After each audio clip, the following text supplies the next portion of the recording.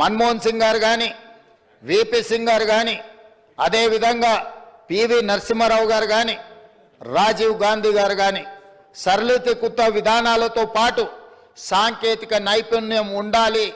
సాంకేతిక నైపుణ్యం ఉన్నప్పుడే ప్రపంచంతో పోటీ పడవచ్చన్న ఆలోచన చేసింది.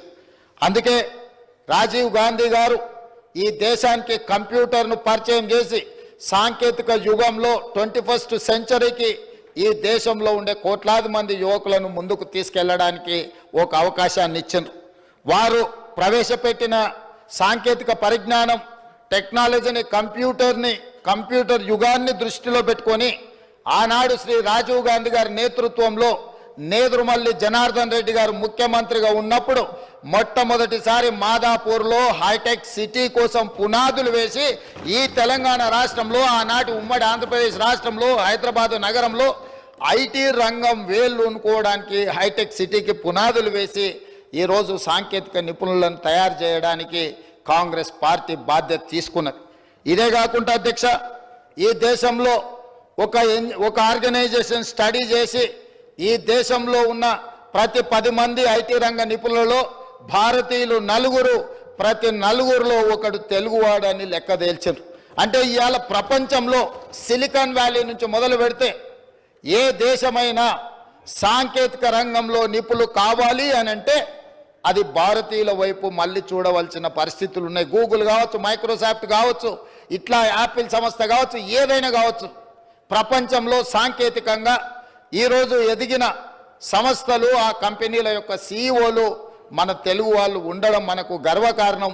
దీనికంతా కూడా ఆనాడు శ్రీ రాజీవ్ గాంధీ గారు ఈ దేశాన్ని కంప్యూటర్ యుగం వైపు మళ్లించడము, కంప్యూటర్ చదువుల ద్వారా ప్రపంచ పరిజ్ఞానం మన దగ్గరకు వచ్చి పరిపాలనలో పారదర్శకత తీసుకొచ్చి అవినీతిని నిర్మూలించడం ద్వారా ఉద్యోగ ఉపాధి అవకాశాలు కల్పించాలి అని చెప్పి వారు తీసుకున్న నిర్ణయాలే ఈరోజు ఈ దేశం కంప్యూటర్ యుగంలో ప్రపంచంతో పోటీ పడుతుంది. మరి ఈరోజు అది సరిపోతుందా అని అంటే అది సరిపోదు అధ్యక్ష. ఎందుకు అని అంటే ఈరోజు మనం చదువుకుంటున్న చదువులు ప్రపంచంలో వస్తున్న మార్పులను మనం పూర్తిగా దృష్టిలో పెట్టుకోవాల్సిన అవసరం ఉన్నది. ఇవాళ మన పిల్లలు అమెరికానో, ఆస్ట్రేలియానో, లండన్లోనో వెళ్ళి యూనివర్సిటీలలో చదువుకుంటున్నారు. గొప్పగా మనం చెప్పుకుంటున్నాం, లండన్లో ద బెస్ట్ యూనివర్సిటీలో మా పిల్లలు చదువుకుంటున్నారు, లేకపోతే అమెరికాలో మంచి యూనివర్సిటీలో మా పిల్లలు చదువుకుంటున్నారని మనం చెప్పుకుంటాం. అదేవిధంగా మన ప్రాంతానికి వచ్చినప్పుడు ఉస్మానియా యూనివర్సిటీ, కాకతీయ యూనివర్సిటీలో మా పిల్లలు చదువుకున్నారని గొప్పగా చెప్పుకునే పరిస్థితులు. కానీ ఈరోజు సర్టిఫికెట్తోని ఉద్యోగ ఉపాధి అవకాశాలు దొరకడం కష్టమైపోయింది. పోటీ ప్రపంచంలో సాంకేతిక నైపుణ్యాన్ని పెంచుకోవాల్సిన బాధ్యత ప్రతి యువకుడి మీద ప్రపంచంతో పోటీ పడవలసిన పరిస్థితులు వచ్చినాయి. కాబట్టి ఈరోజు అన్ని రకాలుగా ఆలోచన చేసి ఆనాడు శ్రీధర్ బాబు గారు, దామోదర్ రాజనరసింహ గారు మంత్రులు ఉన్నప్పుడు 2004 నుంచి 2014 వరకు తమరు కూడా మంత్రిగా ఉన్నప్పుడు తెలంగాణ రాష్ట్రంలో ప్రతి జిల్లాకు ఒక యూనివర్సిటీ ఇవ్వాలి అని Palamuru university, Mahatma Gandhi university, Satavahana university, నల్గొండలో, మహబూబ్ నగర్లో, కరీంనగర్లో, నిజామాబాద్లో రూరల్ ప్రాంతాలలో కూడా యూనివర్సిటీలను ప్రారంభించి పిల్లలు డాక్టర్లు, లాయర్లు, ఇంజనీర్లు కావడానికి అవసరమైన విద్యా ప్రమాణాలను పెంచడానికి ఆనాడు UPA 1, UPA 2 నిర్ణయాలు తీసుకున్నది అధ్యక్ష. ఇన్ని నిర్ణయాలు తీసుకున్న ITIలను ప్రారంభించిన, పాలిటెక్నిక్ కళాశాలను ప్రారంభించిన, ఇంజనీరింగ్ కళాశాలను ప్రారంభించిన, IIT, IIIT లాంటి సంస్థల్ని ప్రారంభించిన ఈరోజు ప్రపంచంలో ఇంకా సాంకేతిక నిపుణుల యొక్క కొరత ఉన్నది. సాంకేతిక నైపుణ్యానికి ప్రపంచం ఆహ్వానం పలుకుతుంది.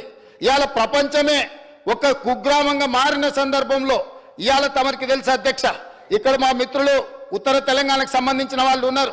జగిత్యాల, కోరుట్ల, ఇతర కరీంనగర్ ప్రాంతాల నుంచి, మంతని ప్రాంతాల నుంచి మిడిల్ ఈస్ట్ కంట్రీలో ఈరోజు ఉద్యోగ ఉపాధి అవకాశాలకు వాళ్ళు వెళ్తున్నారు అధ్యక్ష.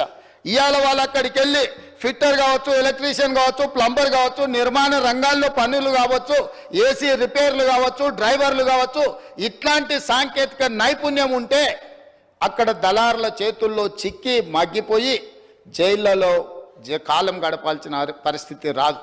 ఇవాళ ఉత్తర తెలంగాణలో గల్ఫ్ కార్మికులు చనిపోతే శవాన్ని తెచ్చుకోవడానికి కూడా నెలల తరబడి నిరీక్షించవలసిన పరిస్థితి.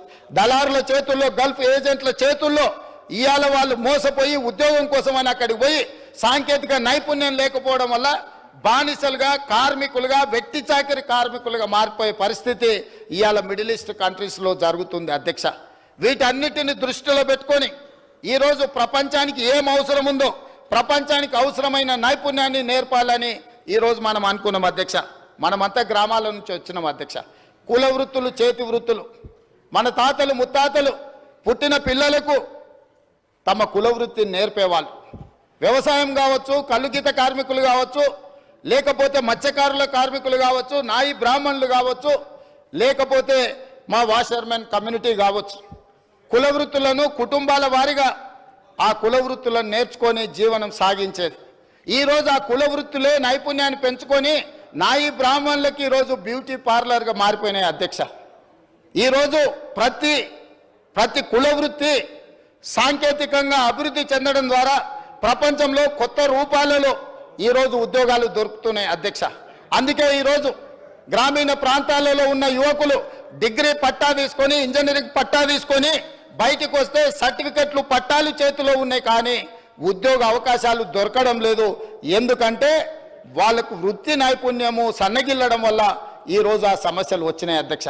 అందుకే ప్రపంచంలో జరుగుతున్న మార్పులను, ప్రపంచం యొక్క అవసరాలను దృష్టిలో పెట్టుకొని నేను, మా మంత్రివర్గ సహచరులు, మా అధికారులు ఆలోచన చేసి ఈరోజు ఈ దేశానికి ఆదర్శంగా నిలబడాలి, స్కిల్ యూనివర్సిటీని ప్రారంభించాలి. ఈ స్కిల్ యూనివర్సిటీలో అన్ని రకాల సంబంధించిన నైపుణ్యాలను వాళ్లకు నేర్పాలని ఈరోజు మేము ఆలోచన చేసినాం అధ్యక్ష.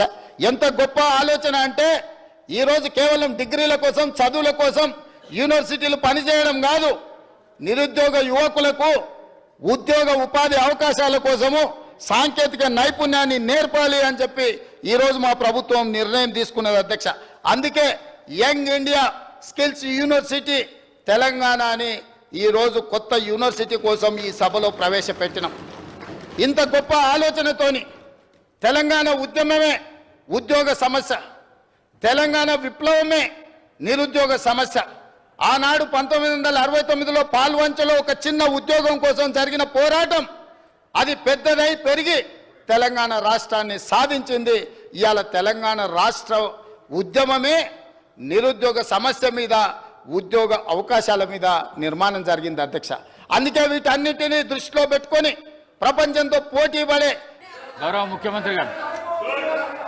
స్పీకర్ సార్, ఈరోజు తమరి అధ్యక్షతన అత్యంత కీలకమైన ప్రకటన చేయాలని రాష్ట్ర ప్రభుత్వం భావిస్తున్నది. కొన్ని దశాబ్దాల నుంచి మాదిగ ఉపకులాలకు సంబంధించిన లక్షలాది మంది యువకులు ఎస్సీ రిజర్వేషన్లలో ఏబిసిడి వర్గీకరణ కోసం వాళ్ళు పోరాటాలు చేస్తున్నారు. 27 సంవత్సరాల నుంచి ఉమ్మడి రాష్ట్రంలో కానీ, ప్రత్యేక తెలంగాణ రాష్ట్రంలో కానీ ఏబిసిడి వర్గీకరణ మీద మాదిగ ఉపకులాల యువకులు పోరాటాలు చేయడం జరిగింది.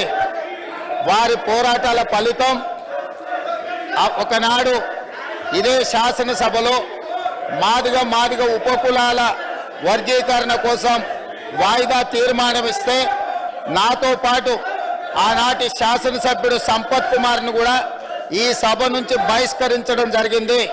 గత ప్రభుత్వం ఏబిసిడి వర్గీకరణ మీద కేంద్రానికి, ప్రధానమంత్రికి విజ్ఞప్తి చేయడానికి అఖిల పక్షాన్ని తీసుకెళ్తామని చెప్పి తీసుకుపోకుండా మాదిగ సోదరులను మోసం చేయడం జరిగింది. కానీ డిసెంబర్ 3, 2023 నాడు ప్రజాప్రభుత్వం బాధ్యత తీసుకున్న తర్వాత తక్షణమే మా ఉప ముఖ్యమంత్రి గారి సూచన మేరకు మాజీ ఉప ముఖ్యమంత్రి, ప్రస్తుత మంత్రి దామోదర్ రాజనరసింహ గారి నేతృత్వంలో మా శాసనసభ్యులందరినీ, అడ్వకేట్ జనరల్ని ఢిల్లీకి సుప్రీంకోర్టుకు పంపించి న్యాయ కోవిధులతోని చర్చించి సుప్రీంకోర్టులో బలమైన వాదనను తెలంగాణ రాష్ట్ర ప్రభుత్వం, కాంగ్రెస్ ప్రభుత్వం వినిపించడంతో ఈనాడు సుప్రీంకోర్టు మాదిగ ఉపకులాల వర్గీకరణకు అనుకూలమైన తీర్పునివ్వడం జరిగింది. నేను మనస్ఫూర్తిగా సుప్రీంకోర్టు కాన్స్టిట్యూషనల్ బెంచ్కు, రాజ్యాంగ ధర్మాసనానికి మనస్ఫూర్తిగా కృతజ్ఞతలు తెలియజేస్తున్నా. 7 మంది జడ్జిలలో 6 మంది జడ్జిలు రాష్ట్రాలకు ఏబిసిడి వర్గీకరణ చెయ్యడానికి అనుమతి ఇచ్చింది.